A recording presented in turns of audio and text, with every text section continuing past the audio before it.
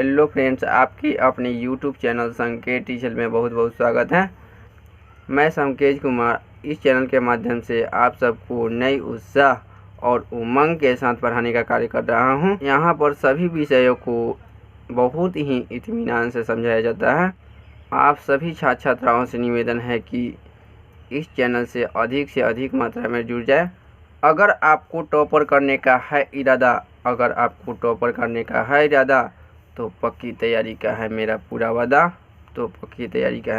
वादा। आप सबसे एक ही गुजारिश है, इस वीडियो के अंत तक बने रहें और वीडियो अच्छा लगे तो लाइक, कमेंट, सब्सक्राइब एवं शेयर करना ना भूलें। अब आपका ज़्यादा समय न लेते हुए वीडियो को स्टार्ट करते हैं। इस वीडियो में क्लास 9th के मैथमेटिक्स का फर्स्ट चैप्टर अध्ययन करेंगे, नंबर सिस्टम। सबसे पहले उदाहरण नंबर 1 देखते हैं। उदाहरण सहित इसमें अध्ययन करने वाले हैं। उदाहरण नंबर 1 है, नीचे दिए गए कथन सत्य है या असत्य कारण के साथ अपने उत्तर दीजिए। इसमें सत्य और असत्य की पहचान करना है। आप भी स्क्रीन पर क्वेश्चन चल रहा होगा, आप भी पढ़ लें। 1 नंबर क्वेश्चन है, 1 का 1 नंबर है, प्रत्येक पूर्ण संख्या एक प्राकृत संख्या होती है। प्रत्येक पूर्ण संख्या एक प्राकृत संख्या होती है। सबसे पहले जानेंगे कि पूर्ण संख्या किसको कहते हैं एवं प्राकृत संख्या किसको कहते हैं। पूर्ण संख्या यानी गिनती की संख्या के समूह में शून्य को शामिल कर दिया जाता है तो उसको पूर्ण संख्या कहते हैं। यानी जो 0 से स्टार्ट होता है उसको पूर्ण संख्या और जो 1 से स्टार्ट होता है उसको प्राकृत संख्या कहते हैं। इसमें क्वेश्चन है, प्रत्येक पूर्ण संख्या एक प्राकृत संख्या है। तो प्रत्येक यानी पूरा पूर्ण संख्या, एक टोटल पूर्ण संख्या जो है प्राकृत संख्या है। तो प्रत्येक पूर्ण संख्या जो होगा प्राकृत संख्या नहीं होगा, क्योंकि यह कथन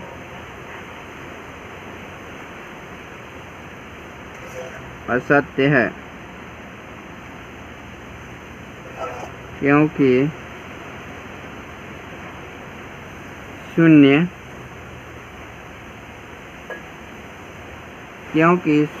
एक पूर्ण संख्या है लेकिन प्राकृत संख्या नहीं है।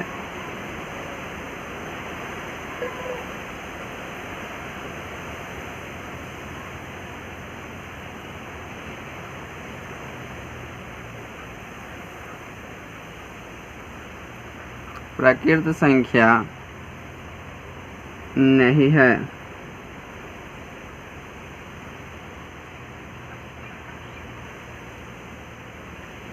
अब 2 नंबर 1 का 2 नंबर क्वेश्चन देखेंगे। 1 का 2 नंबर क्वेश्चन है, प्रत्येक पूर्णांक एक परिमेय संख्या होता है। प्रत्येक पूर्णांक एक परिमेय संख्या होता है। सबसे पहले जानेंगे कि पूर्णांक संख्या किसको कहते हैं एवं परिमेय संख्या किसको कहते हैं। तब पूर्ण संख्या के समूह में यह है पूर्ण संख्या, यह टोटल जो है यह पूर्ण संख्या है। तो इस पूर्ण संख्या के समूह में गिनती की संख्या का ऋणात्मक संख्या को शामिल कर देते हैं तो उसको पूर्णांक संख्या बोलते हैं।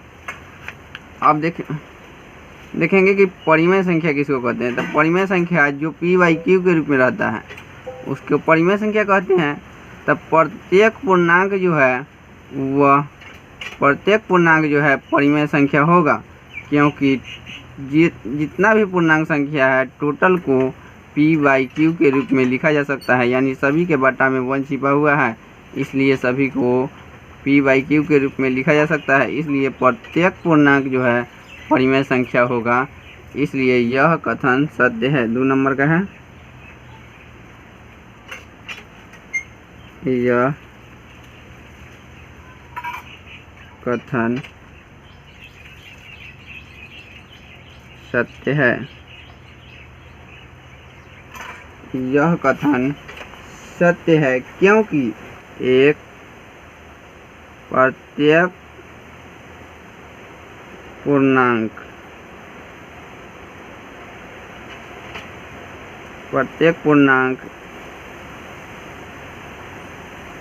m को प्रत्येक m/1 के रूप में लिखा जा सकता है। इसलिए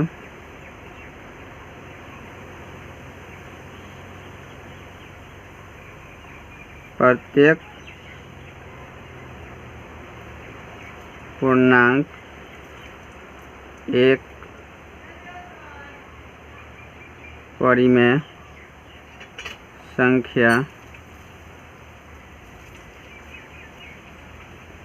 प्रत्येक पूर्णांक एक परिमेय संख्या है। एक का 3 नंबर आप क्वेश्चन देखेंगे। प्रत्येक परिमेय संख्या एक पूर्णांक होती है, तो इसमें देखेंगे कि परिमेय संख्या किसको कहते हैं। तो परिमेय संख्या p/q के रूप में जो संख्या p/q के रूप में रहता है उसको परिमेय संख्या कहते हैं। एवं पूर्णांक संख्या किसको कहते हैं। तो पूर्णांक संख्या पूर्ण संख्या के समूह में गिनती की संख्या का ऋणात्मक संख्या को अगर शामिल कर देते हैं तो उसको पूर्णांक संख्या कहते हैं। एक बार देख ले क्या, प्रत्येक परिमेय संख्या एक पूर्णांक होती है। तब प्रत्येक परिमेय संख्या यानी जो p/q के रूप में है वह पूर्णांक होगा। जो p/q के रूप में है उसको पूर्णांक के रूप में नहीं बदला जा सकता है। इसलिए प्रत्येक परिमेय संख्या जो होगा पूर्णांक नहीं होगा। इसलिए यह कथन असत्य है। यह कथन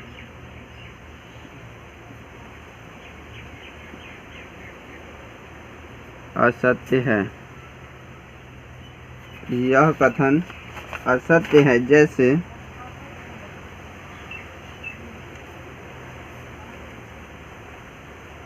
3/5 एक परिमेय संख्या है। 3/5 एक परिमेय संख्या है, लेकिन पूर्णांक नहीं है।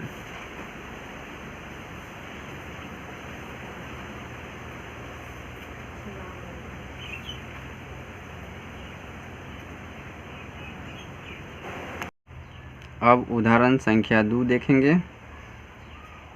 1 और 2 के बीच 5 परिमेय संख्या ज्ञात कीजिए। 1 और 2 के बीच अनंत परिमेय संख्या ज्ञात किया जा सकता है।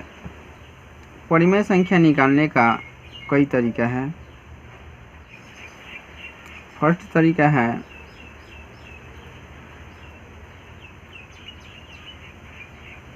पहली संख्या प्लस दूसरी संख्या बट्टा 2 या a प्लस b बट्टा 2। यानी पहली संख्या को a मान लेते हैं और दूसरी संख्या को b, तो a प्लस b बट्टा 2। यह फॉर्मूला लिखिए या लिखिए। अब हम लोग परिमेय संख्या ज्ञात करते हैं 1 और 2 के बीच। 1 को a मान लेंगे, 2 को b मान लेंगे, तो a प्लस b बटा 2 कर देते हैं। पहली संख्या लिख लेंगे, पहली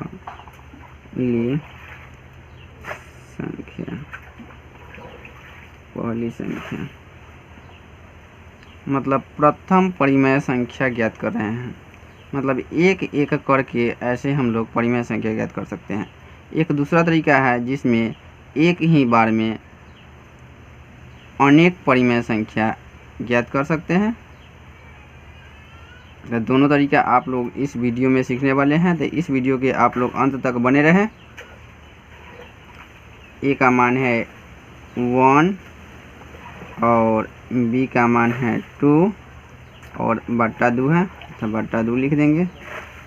ए प्लस बी हो गया बट्टा 2, यानी ए का मान 1 और बी का मान 2 रख दिए। बीच में प्लस का चिन्ह था, प्लस दे दिए। 1 और 2 के जोड़िएगा तो 3 हो जाएगा बट्टा 2। यह देखिए पी बाई क्यू के रूप में आ गया तो यह जो होगा परिमेय संख्या होगा। परिमेय संख्या किसे कहते हैं? जो पी बाई क्यू के रूप में रहता है उसको परिमेय संख्या कहते हैं। अब दूसरा परिमेय संख्या,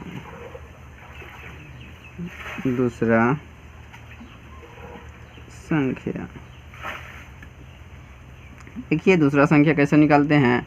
इसको ए मान लेंगे और इसको जो है बी मान लेंगे। तो ए के जगह पर पहले फार्मूला भी लिख देते हैं, ए प्लस बी बटा 2 और हो जाएगा। तो ए के जगह पर रख दीजिए 1 प्लस 3 बटा 2, बी के जगह पर 3 बटा 2 रख दिए, बट्टा में 2 है, फार्मूला में 2 रख दिए। अब इसको भिन्न का जोड़ कर लेंगे। इसके बट्टा में 1 छिपा हुआ रहता है, इसके बट्टा में 1 छिपा हुआ रहता है। तो 1 और 2 का लॉसन लेंगे तो कितना हो जाएगा? 1 और 2 का लॉसन लेंगे तो 2 हो जाएगा। तो एक के टेबल में 2 का मरतबे आएगा? 2 मरतबे, इसलिए इसके ऊपर वाला अंक में 2 से गुना कर देंगे। तो 1 में 2 से गुना करेंगे तो 2 हो जाएगा।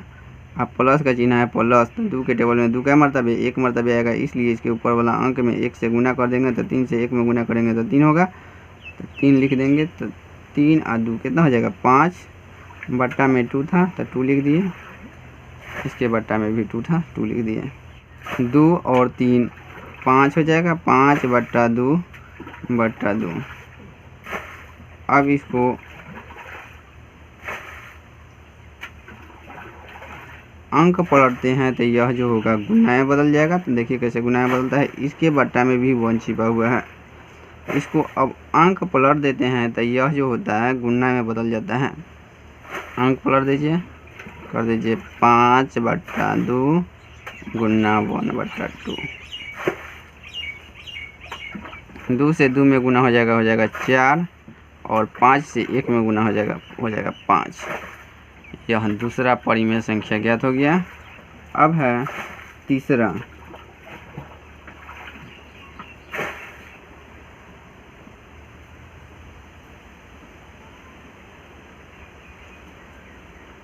संख्या ए प्लस बी बटा 2। फिर वही प्रक्रिया करेंगे।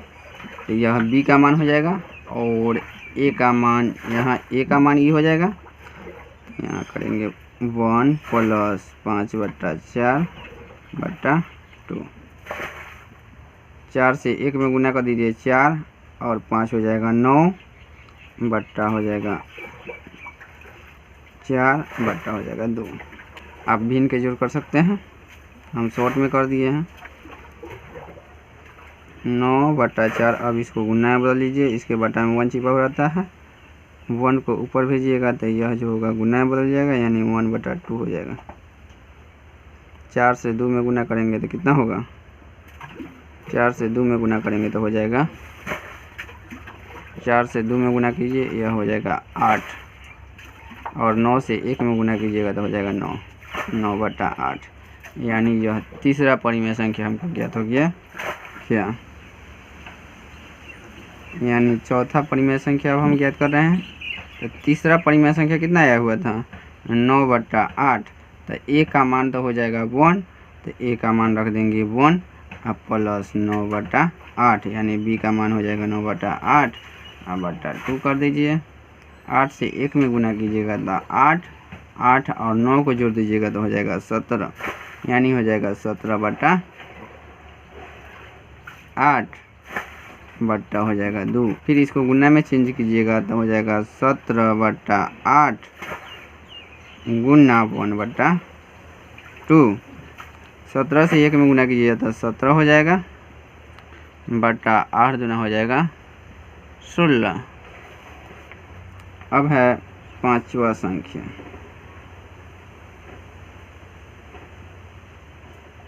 पांचवा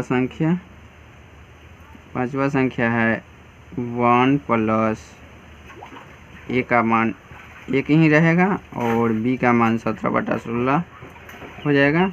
तो 17 बटा 16 लिख दीजिए, बट्टा हो जाएगा 2। 16 से 1 में गुना कीजिएगा 16 और 17 के यहाँ हो जाएगा 33 बट्टा 16 बट्टा 2।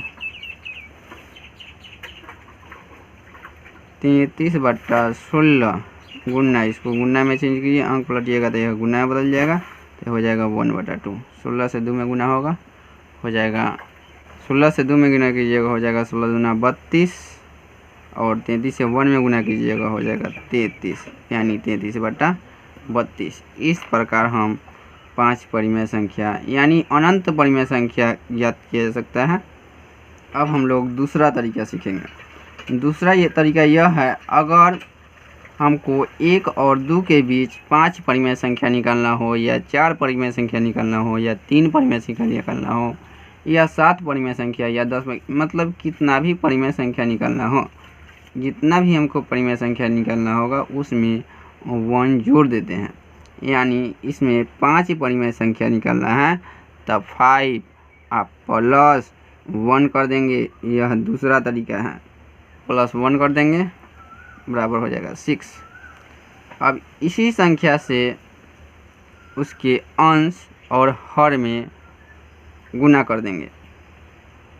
देखिए अंश और हर किसको कहते हैं, यह जो भिन्न में है, जैसे कि देखिए 5/6, जैसे कि 5/6 यह अंश हो गया और यह हर हो गया।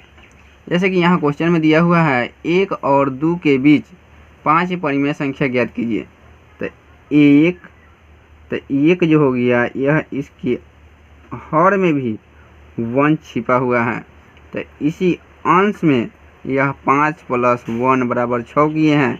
इसी के अंश और हर दोनों में 6 से गुना कर देंगे 5 परिमेय संख्या ज्ञात करने के लिए। तो 1 गुना 6/6 हो जाएगा, यानी 1 गुना 6/6 हो जाएगा। 1 से 6 में गुना करेंगे तो 6 हो जाएगा, बटा 6 हो जाएगा, यानी 6/6 आ गया। अब उसी प्रकार दूसरी संख्या को करेंगे, 2 बराबर 2 गुना 6/6, उसके अंश और हर में दोनों में गुना कर देते हैं। इसका नियम होता है, जितना भी परिमेय संख्या निकालना हो उसमें अगर 5 परिमेय संख्या निकालना हो तो उसमें 1 जोड़ देते हैं, और उस अंक से उसके अंश और हर में गुना कर देते हैं। तो गुना कर दिए, 6 दूना हो गया 12, 12 बटा हो जाएगा 6, 6 और 6/6 यहाँ आ गया 12/6। तो 1 और 2 के बीच 5 परिमेय संख्या है। 1 और 2 के बीच 5 परिमेय संख्या है। 1 और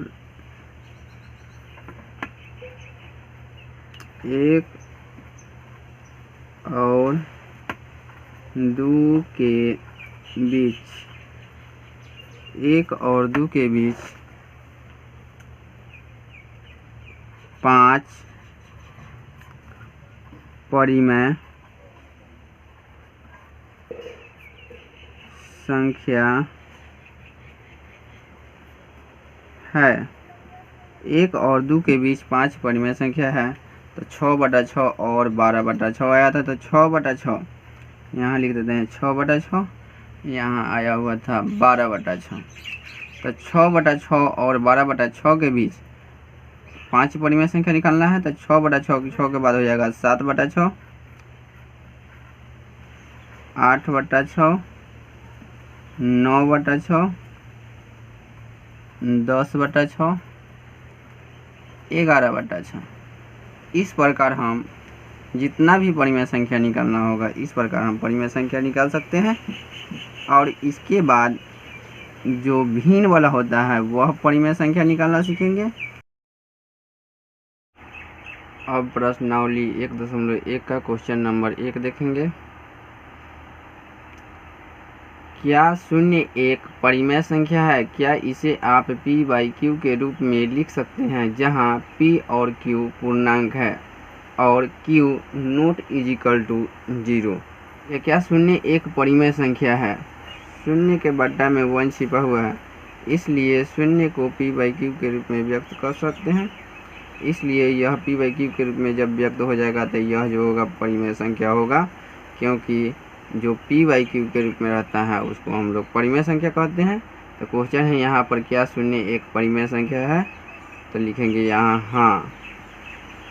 हाँ शून्य एक परिमेय संख्या है। हाँ शून्य एक परिमेय संख्या है क्योंकि शून्य को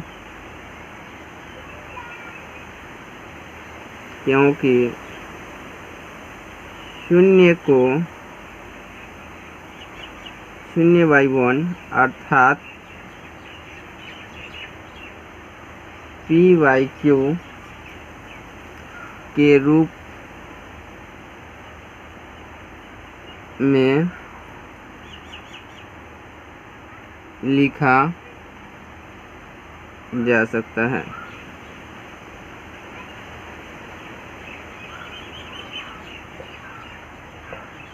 जहाँ q नॉट इजिकल टू 0 यानी q का मान जो है 0 नहीं होना चाहिए। क्वेश्चन नंबर 2 है 3 और 4 के बीच 6 परिमेय संख्या ज्ञात कीजिए। अब सॉल्यूशन करते हैं। परिमेय संख्या ज्ञात करने जितना भी परिमेय संख्या ज्ञात करना होता है उसमें एक जोड़ दिया था। 6 परिमेय संख्या ज्ञात करना है यानी 6 + 1 बराबर 7 हो जाएगा और इस 7 से इसके अंश और हर में गुना कर देते हैं। तो लिखेंगे 3 बराबर 3 × 7/7 यानी 3 × 7/7। 7 से 3 में गुना करेंगे जो हो जाएगा 21 बट्टा हो जाएगा 7। फिर उसी प्रकार 4 बराबर 4 × 7/7 बराबर हो जाएगा 7 चौका हो जाएगा 28 बट्टा हो जाएगा 7।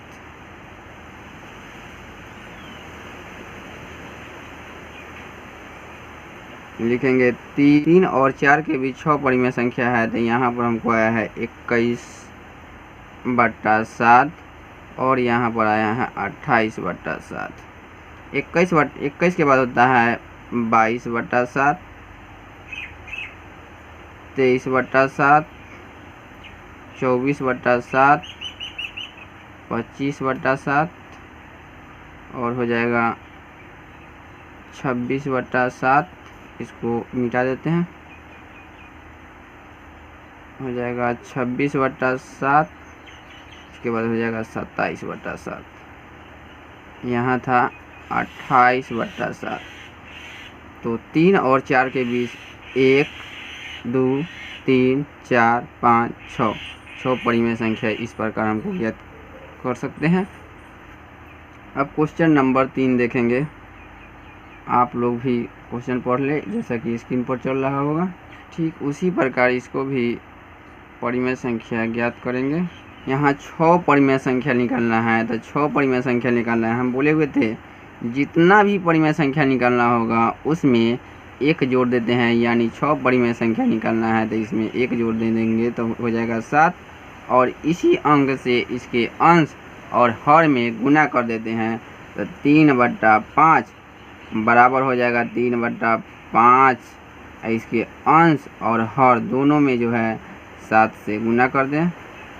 7 से गुना करेंगे तो 7 तरीका हो जाएगा 21/7 5 हो जाएगा 35। 21/35 हो गया। उसी प्रकार दूसरा को भी करेंगे। तब करेंगे जब हरों की संख्या समान होगा। अगर हर की संख्या समान न होगा तब इसको पहले इसके हरों की संख्या को समान कर लेते हैं। तो 4/5 बराबर 4/5 गुना हो जाएगा 7/7। इसके अंश और हर दोनों में गुना कर देंगे तो हो जाएगा 7 चौका 28/7 हो जाएगा 35। तो 3/5 और 4/5 के बीच 6 परिमेय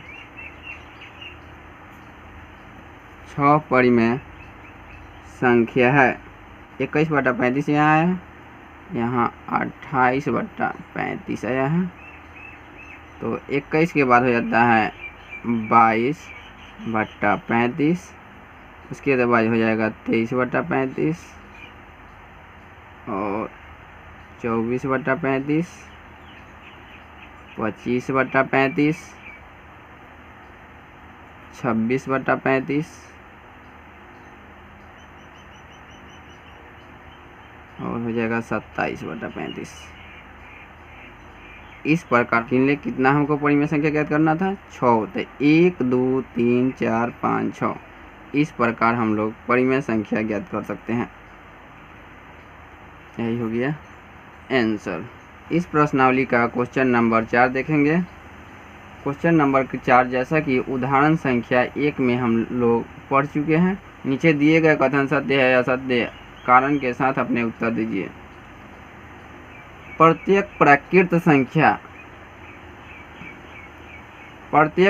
संख्या एक पूर्ण संख्या होती है। सबसे पहले जानेंगे कि प्राकृत संख्या किसको कहते हैं। तो गिनती की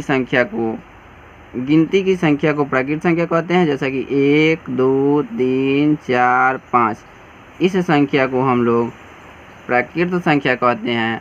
और पूर्ण संख्या किसको कहते हैं? इसमें क्वेश्चन में है प्रत्येक प्राकृत संख्या एक पूर्ण संख्या होती है।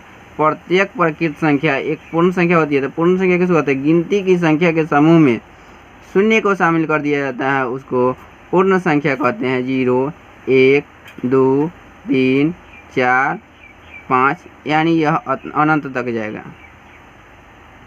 0 1 2 3 4 5, यानी यह अनंत तक जाएगा। तो इसको हम लोग पूर्ण संख्या कहते हैं और इसको प्राकृत संख्या कहते हैं। तब प्रत्येक प्राकृत संख्या पूर्ण संख्या होती है, प्रत्येक प्राकृत संख्या जो है पूर्ण संख्या होगा, इसलिए यह कथन सत्य है। यह कथन सत्य है क्योंकि सभी प्राकृत संख्या यह कथन सत्य है क्योंकि सभी प्राकृत संख्या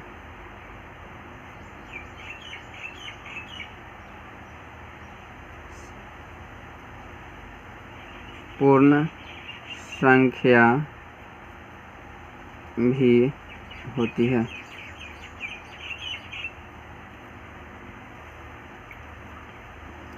क्वेश्चन नंबर 4 का 2 देखेंगे।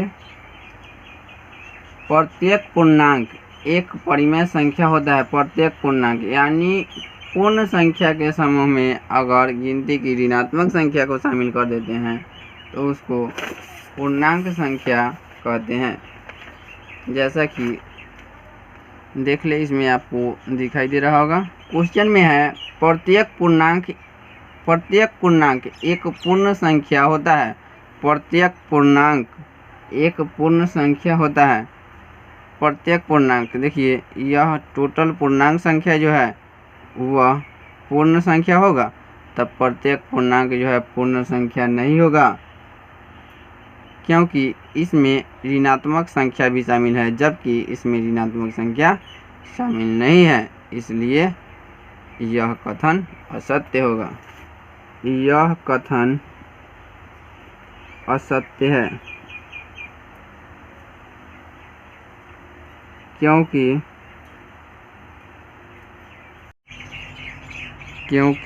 ऋणात्मक पूर्णांक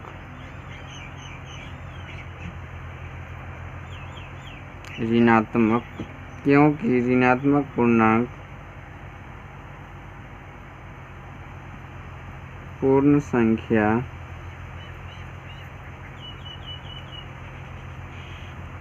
नहीं होती है।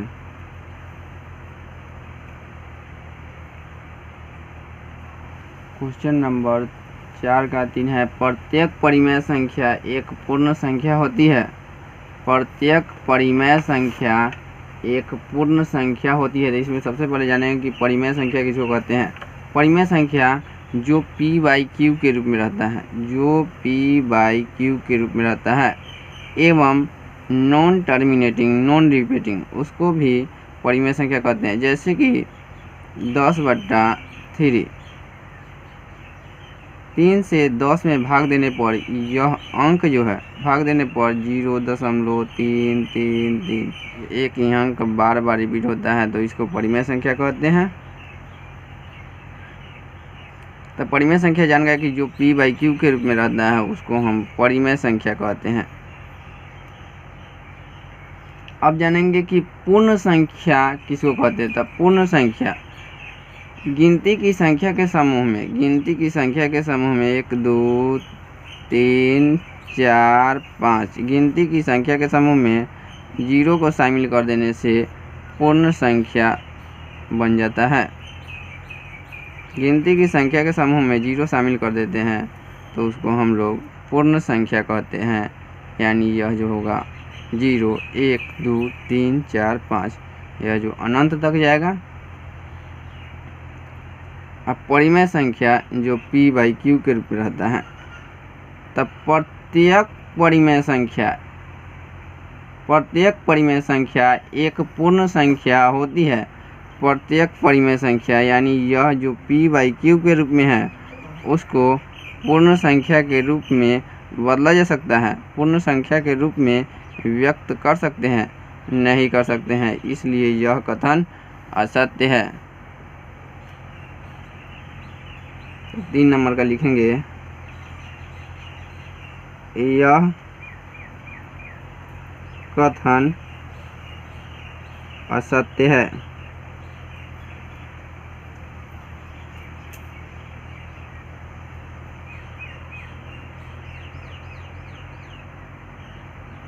क्योंकि 1/2 एक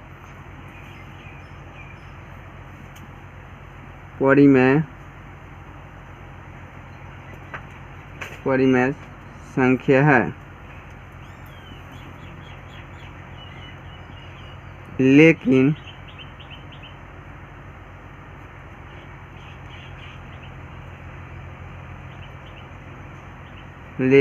पूर्ण संख्या नहीं है।